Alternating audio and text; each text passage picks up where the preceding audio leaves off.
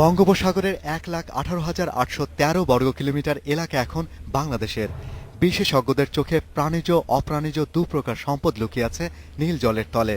সর্বশেষ ১৯৮৬ সালে চালানো জরিপে দেখা যায় তখনকার সমুদ্রসীমায় মাত্র ১.৫ লাখ মেট্রিক টন মাছের মজুদ ছিল।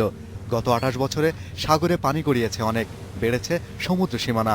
যুক্তরাষ্ট্রভিত্তিক ভূতাত্ত্বিক গবেষণা সংস্থা ইউএসজিএস বলছে বঙ্গোপসাগরে ৪০ ট্রিলিয়ন ঘনফুট গ্যাস মজুদের সম্ভাবনা রয়েছে।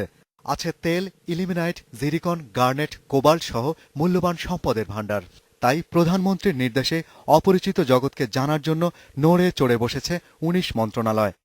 সাগরে ৪৭৫ প্রজাতির মাছ আছে, কিন্তু এই মাছ কত পরিমাণ কোনটা আছে সেটা আমরা জানি না। কতটা ধরা যাবে না, রিজেনারেশন ক্যাপাসিটি কত, এগুলো জানার জন্যই মালয়েশিয়া থেকে এই জাহাজটা ক্রয় করা হচ্ছে। জাহাজটা আগামী বছর আসবে। কিন্তু সমুদ্রের তলদেশে থাকা খনিজ সম্পদের তথ্য জানতে আরও আধুনিক প্রযুক্তি নির্ভর জরিপ জাহাজ প্রয়োজন বলে মনে করেন সমুদ্রবিজ্ঞানী কাউসার আহমেদ। এটা ২৭-২৮ মিটার লম্বা এবং ১২০০-১৩০০ মাত্র টনেজ। তো আমার ধারণা যে এই জাহাজটি দিয়ে পরিপূর্ণ জরিপ করা বঙ্গোপসাগরে সম্ভব না। তবে সবার আগে প্রয়োজন সঠিক ও আধুনিক সমুদ্র নীতিমালা। তা না হলে বিচ্ছিন্নভাবে কাজ হবে, কোনো ফলাফল আসবে না, এমনটাই মনে করে আর্থ অ্যান্ড এনভায়রনমেন্ট সায়েন্স। স্পেসিফিকলি সমুদ্র কেন্দ্রিক একটি নীতিমালা তৈরি করতে হবে।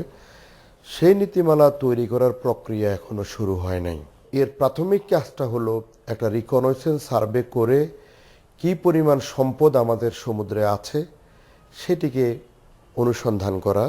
বিশেষজ্ঞরা বলছে ৭০-এর দশকেও নরওয়ের মাথাপিছু আয় বাংলাদেশের কাছাকাছি ছিল। শুধু সমুদ্র সম্পদকে ব্যবহার করে এখন তারা বিশ্বের তৃতীয় সর্বোচ্চ আয়ের দেশ। সঠিক নীতিমালার মাধ্যমে কাজ শুরু করলে দেশের অর্থনীতি সমৃদ্ধ হবে, আশা তাদের। Shahriar Anirban, independent news, Dhaka.